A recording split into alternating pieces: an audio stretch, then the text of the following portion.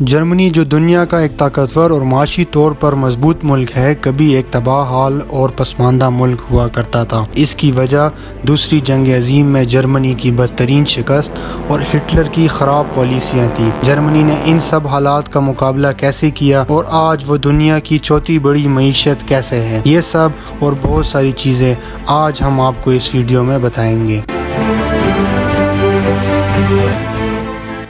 Hitler اپنے empire کو مضبوط کرنے کے لیے پولینڈ کو اپنے قبضے میں کرنا چاہتا تھا، کیونکہ وہ پولینڈ کو فتح کر کے سوویت یونین کی طرف بڑھنا چاہتا تھا۔ پولینڈ شروع سے ہی اینٹی کمیونسٹ تھا اور روس کے خلاف تھا، اور اس وجہ سے پہلے تو ہٹلر کو لگا کہ پولینڈ جرمنی کا ساتھ دے گا، لیکن پولینڈ نے اس کی بات ماننے سے صاف انکار کر دیا، اور پھر 31 اگست 1939 کو صبح 5 بجے ہٹلر نے اپنی فوج کو پولینڈ پر حملہ کرنے کا حکم دیا۔ 1 ستمبر 1939 کو ہٹلر کی فوج نے پولینڈ پر مکمل قبضہ کر لیا تھا، اور اب پولینڈ مکمل طور پر ہٹلر کی فوج کے قبضے میں تھا۔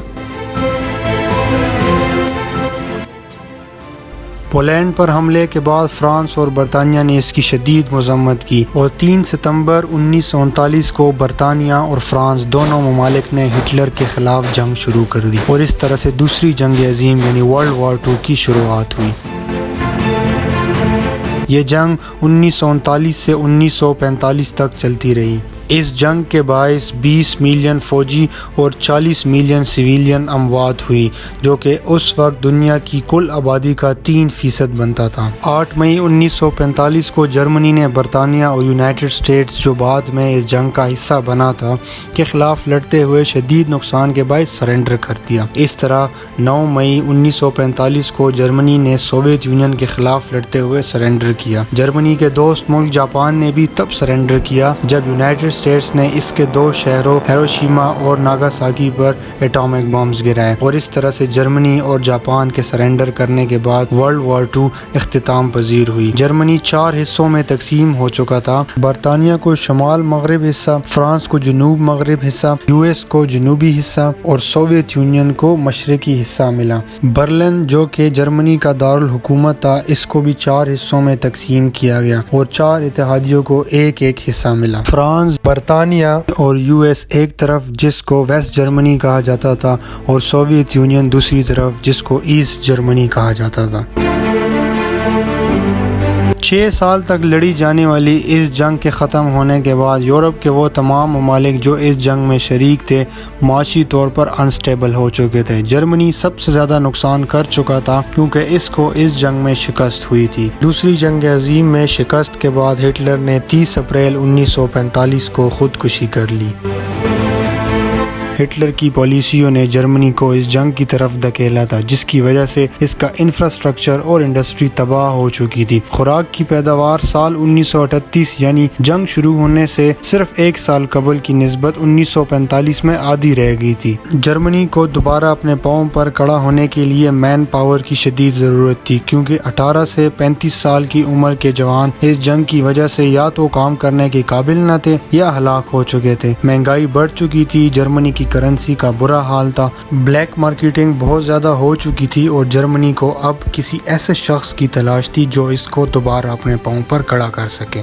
1944 میں جب جرمنی کی فوج جنگ میں مصروف تھی، تو جرمنی کی ریاست بویرا سے تعلق رکھنے والے پروفیسر لودوگ ایرہرڈ نے ہٹلر کو تمام مسائل کا ذمہ دار ٹھہرایا، اور اس نے 1944 میں پیش گوئی بھی کی تھی کہ جرمنی یہ جنگ ہار جائے گا۔ اس نے ایسا جرمنی کی خراب معاشی پالیسیوں کو مد نظر رکھ کر کیا۔ پروفیسر ایرہرڈ شروع سے ہی ہٹلر اور اس کی فوج کے سخت خلاف تھے۔ وہ ایک اکانومسٹ تھے، اور اس نے فرینکفرٹ یونیورسٹی میں مارکیٹنگ، پولیٹیکل اکانومی اور سوشیالوجی کو پڑھا تھا۔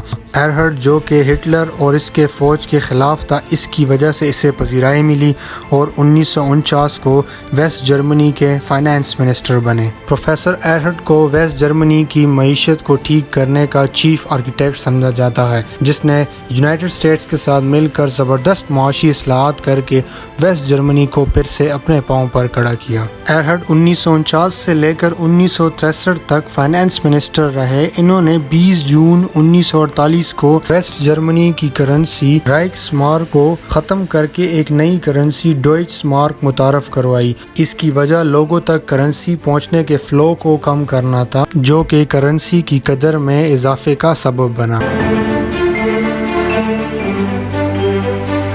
ڈوئچ مارک کرنسی کے نوٹ خفیہ طور پر امریکہ میں پرنٹ ہوتے تھے۔ اس وقت ایک ڈوئچ مارک 10 رائکس مارک کے برابر ہوتا تھا۔ یہ وہ پہلی چیز تھی جس سے جرمنی کی معیشت کو مستحکم بنایا گیا۔ اس کے علاوہ ٹیکسز کو کم کر کے انویسٹرز کے لیے انویسٹمنٹ کو انتہائی آسان بنا دیا۔ ہٹلر کے دور میں ہر چیز کی ایک خاص قیمت ہوتی تھی اور ایسی اشیاء اور مٹیریلز جو جنگی آلات بنانے کے کام آتے تھے کو انتہائی کم قیمت پر خریدا جاتا تھا۔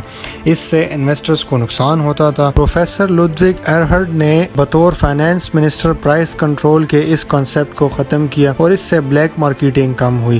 سامان منڈیوں میں آتا تھا اور اس کی براہ راست خرید و فروخت ہوتی تھی۔ ایرہرڈ نے اس کے علاوہ ایک اور زبردست قدم اٹھایا اور سوشل مارکیٹ اکانومی کو متعارف کروایا، یعنی کسی بھی کاروبار کو شروع کرتے وقت اس کو ایک خاص سوشل پروٹیکشن دی جاتی تھی اور ہر بندہ آزادانہ طور پر کاروبار کر سکتا تھا۔ اس کو اپنی مرضی کے مطابق کاروبار کرنے کی اجازت ہوتی تھی۔ اس پالیسی سے انویسٹرز نے جرمنی میں انویسٹمنٹ کو ترجیح دی۔ جرمنی کو یو ایس کی طرف سے مکمل سپورٹ حاصل تھی، اس لیے جب یورپ کے جنگ سے متاثر ہونے والے ممالک کو یورپین ریکوری پروگرام کے تحت امداد ملی تو U S secretary of state George Marshall نے جرمنی کے لیے $15 بلین کی امداد کا اعلان کیا۔ ویسٹ جرمنی کی انڈسٹری کچھ بہتر ہو رہی تھی اور 1949 میں انویسٹمنٹ پچھلے 8 سال کے مقابلے میں سب سے زیادہ رہی۔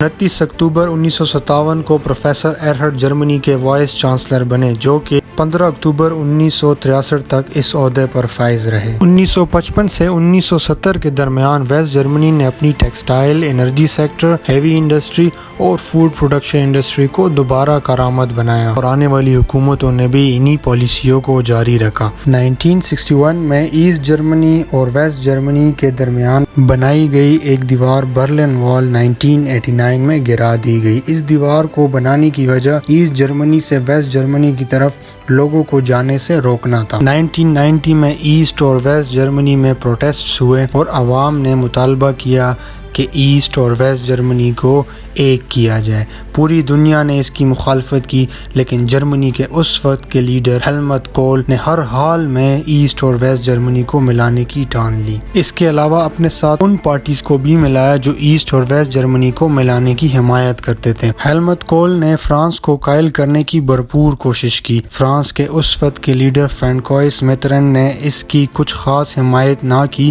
کیونکہ اس سے جرمنی مضبوط ہو جاتا اور یورپ میں فرانس کا اثر رسوخ ختم ہو سکتا تھا، لیکن وہ اس بات پر آمادہ ہو گیا کہ کل ایک مضبوط جرمنی فرانس کا ساتھ دے گا اور اس طرح یورپ میں مزید پاورفل ہو جائے گا۔ برطانیہ کے مارگریٹ تھیچر نے بھی اس کی مخالفت کی، لیکن چونکہ برطانیہ ورلڈ وار 2 کے بعد سپر پاور نہ رہا تو بعد میں برطانیہ اس کو مان گیا۔ یو ایس اے کو جرمنی سے کوئی خطرہ نہیں تھا، اس لیے امریکہ بآسانی اس بات کو مان گیا۔